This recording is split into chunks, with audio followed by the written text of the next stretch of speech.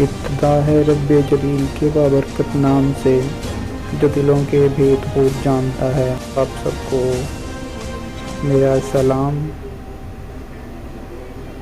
نئے آنے والے یوٹیوب کے ویورز کو خوش آمدید۔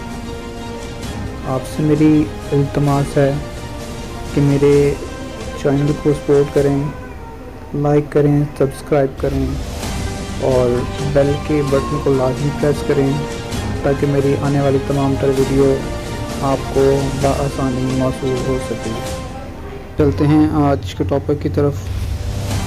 پاکستان نے سستا تیل اور گیس خریدنے کے لیے روس سے باضابطہ رابطہ کر لیا ہے۔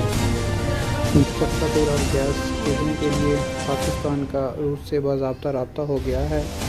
اس مقصد کے لیے روس کے ساتھ وزارت خارجہ اور وزارت پیٹرولیم کی سطح پر خط و خطابت کا آغاز ہو چکا ہے، جس میں پاکستان نے روس سے کہا ہے کہ تیل اور گیس کی خریداری میں دلچسپی رکھتے ہیں، تاہم خریداری کی شرط ہے کہ اس کی وجہ سے ہم پر پابندی نہ لگے۔ رپورٹ میں ذرائع کے حوالے سے مزید معلوم ہوا کہ پاکستان تیل اور گیس کی خریداری میں کسی گلوبل ٹریٹی کی خلاف ورزی نہیں کرے گا۔ روس سے تیل اور گیس کی خریداری قومی مفاد میں کی جائے گی، اس لیے روس کی جانب سے باضابطہ دعوت ملنے پر پاکستان کا وفد روس کا دورہ کرنے کے لیے تیار ہے۔ ادھر عالمی منڈی میں خام تیل کی قیمت 5% کم ہو گئی ہے۔ دوران ٹریڈنگ برینٹ خام تیل $86 فی بیرل پر آ گیا، جبکہ WTI خام تیل $77 فی بیرل پر ٹریڈ ہو رہا ہے۔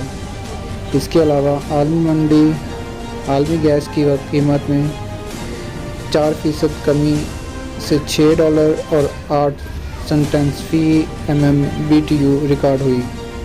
واضح رہے کہ آج سے 3 روز قبل وفاقی وزیر خزانہ اسحاق ڈار نے اعلان کیا تھا کہ 16 نومبر سے ملک میں پیٹرولیم مصنوعات کی قیمتوں میں کوئی اضافہ نہیں کیا جائے گا۔